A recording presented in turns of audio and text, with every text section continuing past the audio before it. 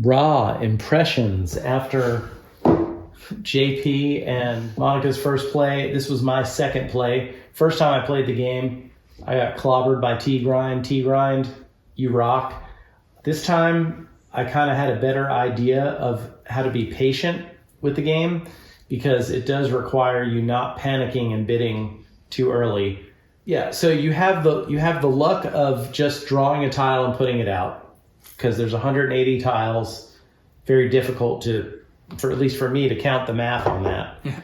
But that's only for that part of it. Then you also have the situation that occasionally happens where you might be the last one left with the bids. And you have to decide if you want to hold back so that you're the only one left playing. Right. And then tile after tile comes out, which also is a luck factor. That's where you kind of, to me, you're gambling on getting no tiles or just having free reign and getting 8 for nothing. Sure. Well, when you're in that last bid position, it has a strong pressure-like feel where you have a situation where you can push to draw and draw and draw and draw and just see what happens. So you might and you might draw 4 raws in a row you have all your tiles left and nothing to show for it. Yeah. That to me is what makes this game unique as an auction game, is that there are 2, 3, 4 different factors going into a simple, do I want to bid? Yeah. There's the set collection part of it where you keep the stuff on this side of the board, but some of it doesn't score unless you have this thing. I never seem to get any points for my civilization tiles. I don't know if any of us got. I mean, I got 15 points in the game. Yeah, but it didn't matter. Yeah, you got crushed. Like getting those didn't really help you. Yeah. These can be a lot of points. In this game they were. The first time I played the game. I was going to say, it seems like you having groups of that's one thing that I sort of forgot about, and I guess I accepted a lot of the catastrophes or whatever, the disasters. I accepted a lot of the disasters knowing that I was going to try to get the set, and sort of wasn't really thinking about the stack bonus for some of those things. And clearly, as you can maybe see from my board here, had plenty of pharaohs. Yeah, too many. We needed more pharaohs. Plenty of pharaohs to keep the lead without any real problem. But again, I came up in a situation at the end there where I was able to just top draw essentially the full thing. Right, you got 8 tiles. I could have passed. I mean, I could have taken 8 and then passed and gone another 8 just to see what came up. Yep. I don't know that anything would have necessarily helped me win per se. No. I think having, like, if you have a stack of 4, that's big. And then I had 1 of each. I think this is the kind of game where you can try to nitpick and keep me from getting the 8th one, which is a 5-point swing. Sure. But at what cost? Yeah, that's the thing with the bidding system, which I really do like from the way that this game works. I mean, there's no duplicate bids. It takes out. It's super efficient. Correct. You get one bid. I mean, for example, with what I've got left here, I can look around the table and determine really quickly. Do I need to put a competitive bid on this, or am I bidding to try to make sure somebody else bids, or am I bidding nothing? Yeah. And that is a good system as far as your own economy and also as far as valuing what the other players have at the table. Am I taking something away from another player? You know, is there enough out there for me to take this and it be worth it for me as far as points? Yeah. And what am I taking away from another player? Monica, what do you think about, was there anything in this game that, besides not winning, that you don't like about it? I hate everything about it. Right. Right. I don't like bidding games as much usually. It's just feels stressful to me, but I agree. Like, this type of bidding is way less stressful for someone like me who doesn't enjoy bidding games. Well, I thought you didn't like, I know you don't like bidding games as much as the rest of us do, but I thought this might be more up your alley because you're actually set collecting on top of that. There's a purpose to the bidding. Yeah, I'll go along with that because in general, I do not like bidding games because it can often feel like the rich get richer sort of situation where if you make a good bid in round 1, then you may have the currency to bid on round 2 I and agree. 3 and 4 and blah, Right. blah, blah to really take a lead. I like This, that. Because you're making a bid, but you're also keeping in mind Right. what you're getting back. Yeah, that's another thing. That's a too. You're strong not just bid for bidding, the next round. Right, you're not just bidding for now. Yeah, you're bidding for next round or end game scoring. Yeah, there's so many pieces that you're getting out of it, and including a bid for a future round, that this holds a whole lot more interest for me than an average bidding game. Yeah. Yeah, like for me, there are a couple of bidding games that are just outstanding, and there's nothing to them but actual bidding. You've got the game called For Sale that is right at the top, probably in my top 2. It's between that and the other one is High Society. Oh, right, yes. I think for this one, as opposed to High Society, for those of you who have played it, this one, the value of your bid feels more, important. It feels more weighted because you know so much more information about what you're getting in with the bid. And I feel like, because you're bidding also for this value out here in the middle of the table, as well as what's on the board, you can bid not only for what's the best for you, but you can sort of look around the table and say, okay, well, this array of tiles is super helpful for X, other player. Even if it nets me 3, 4, 5 points, it's more valuable for me to give up a 5. If I'm bidding 5 on this, well, I'm getting that 12 for a future turn, and I'm getting what all's on the table. It feels like there's a lot more control over your bid and what you're getting out of the next round or a future bid. No, I think this game does a better job. Again, for some people, like for me, High Society, the thing I like about something like it or For Sale is there's nothing else going on. It's strictly an auction. Sure. You're collecting the things you won, but like for instance, in High Society, whoever has spent the most money loses the game automatically. Sure. The tension level in those games is like about as high as it gets in the quickest period of time. Yes, but I feel like the parameters of defeat are really clearly established, whereas with this, I feel like we were all really in it the whole time. Well, you have because one good bid or letting somebody else take a bid and getting them off of the table and really letting yourself just rack in stuff for free essentially means that you could take a lot of bids if you get lucky. I mean, again, there is an element of luck to this game versus some other more Euro style games. But if you get lucky, if you get a good draw and you've really worked other people off of the table, then you can run it pretty successfully and get exactly what you want out of a pretty low bid if you're willing to be patient and wait for it. You know what I mean?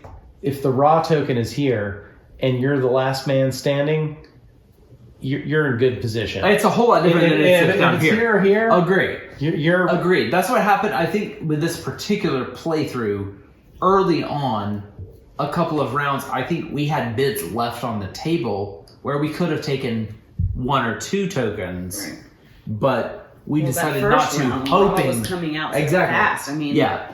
When a bid comes out 3 or 4 rounds in a row, or 1 or 2 cards are out and then a bid and the 1 or 2 cards, it could easily get to the point where,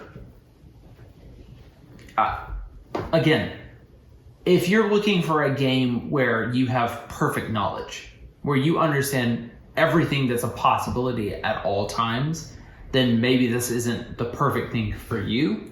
But if you like that little element of of the random, of the more American style games, of someone could draw and really go on a run here and have great. Wouldn't that be exciting for everyone at the table? I think this is the best value for that experience. I agree. Because, I could sit here again with this starting hand. I look around the table and I'm like, well, I've got an 8 best. That's really not going to win me a single bid. But if I'm patient, could I win a lot of bids on that value just by luck? Well, the timing of the bid too. If there was one, I believe in the second round is where I started to actually feel like I was getting back in the game, because I had 1, 2, I think, and the 3 possibly, or the 4, and I would bid, and you guys had the 12, the 11, the 10, but 9, we were 8. willing to pass on that. Right, and so I was able to get 1 or 2 tiles I wanted.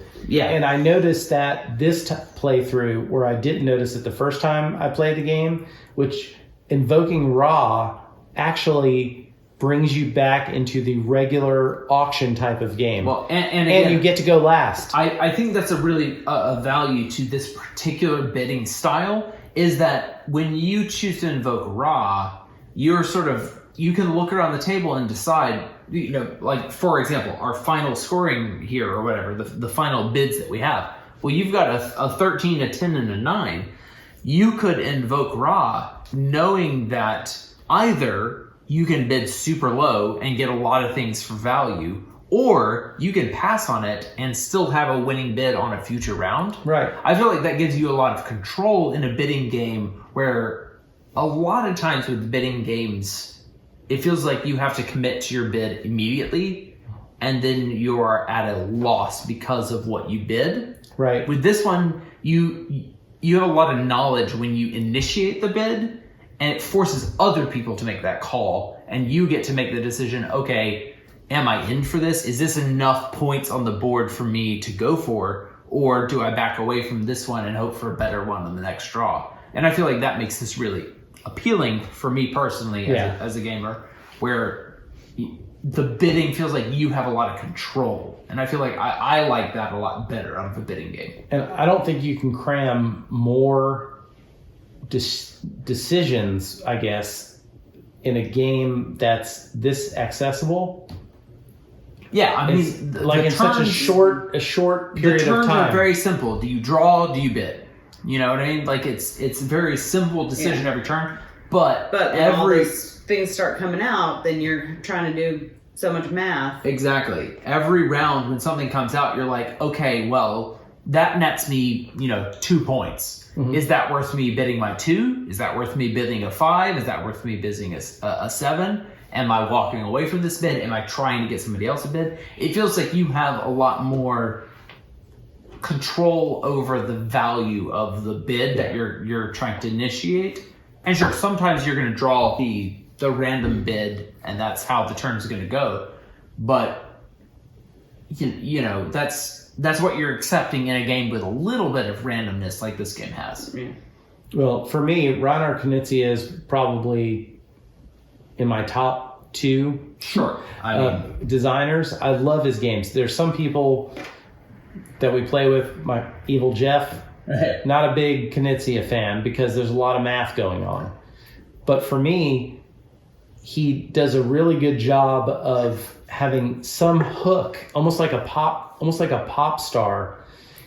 There's always a hook in every one of his games that makes you go, that's a cool feature. Yeah. I like this game because of that. To me, you've got Blue Lagoon, where you have 2 halves of a game, and the first half you put all your stuff out, and then you take most of it back, some of it stays, and that dictates where you can start the next round. Mm-hmm. Lord of the Rings Confrontation, my favorite one of his games, I think, still, although this one is right up there, is, Stratego meets Lord of the Rings with asymmetrical powers. Yeah. All in a 20 or 30 minute game.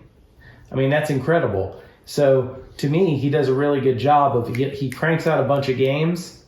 I mean, I think he's the most prolific, designer, I think, of all time. I think he's made the most games. But all of his games have something about it that makes me go, that's catchy. Yeah. This game has like 5 hooks. Yeah. For sure with this one, it feels relatively balanced, it feels intense, and it feels like you need to push your luck to get a good draw on something, or to get a good play of the field. And you know, but you still though have that, like you guys both were talking about. You still feel like you are in the game, even if you're not in the game. You've got like all these tiles over here, and they score you what?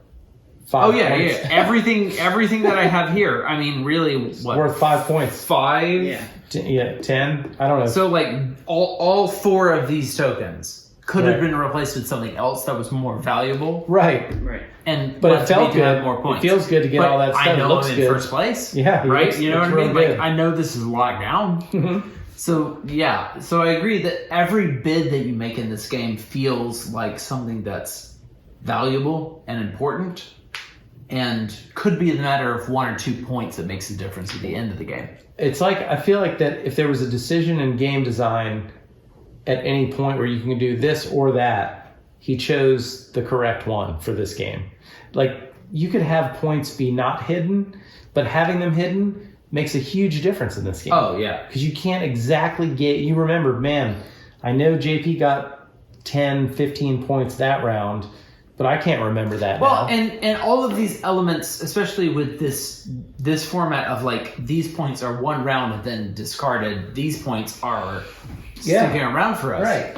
Every element of the way that this game works is designed towards you not understanding the final scoring and just feeling like I need to do the best that I can in this situation. And it plays 5 players. Yeah. So and I feel like even at 3, at 2, you know, I feel like this game would balance really well for player count. Yeah. Where sometimes bidding games, it feels like you're either in or you know you're out. Right. With with only one playthrough, obviously, but with 3 players here, I felt like there were plenty of times where I was like, well, if so-and-so will play the 4 versus the 9, I could be in or out of this bid immediately. It makes you feel like there's more options along the way for you to be involved with the bid or withdraw from a bid and hope for better things down the road. And that made this bidding system work really well for me versus some other systems that are, more like, pick up how many coins you want to, dump them on the table. And you feel like you get stuck in those, like you're exactly. I mean, I've made some bad choices in this game because I've never played before, and I'm a teacher in the last week of school, so I'm kind of tired. But I never had a turn where I felt like I was stuck, like I couldn't, I just couldn't do anything. Yeah. You feel like either I've got a high number and I'm gonna wait it out and see what happens here, or I've got a low number. Hey, are there 3 or 4 cards, tokens on the board that are valuable to me? I want to make a bid on them right now and make somebody else either take a loss on those, or I get them. You know what I mean? And that made the bidding for this game feel really fair and balanced as you went. Yeah, this game has been around, I think, since 2003. I think this might be the 4th or 5th printing of it, and to me, I wish I would have discovered it 2 printings ago. I mean, I think it's a classic, and after a couple of plays, I can see absolutely why it's lasted 20 years in a era when 3 years makes the game old. Sure, so, of course. I love it. I think I give it, if I had more thumbs than 2, I'd give it that many. Yeah. I enjoyed it. I definitely play it again. Same. It's great. That's Raw. Thank you for watching. Please like this video and subscribe to the channel.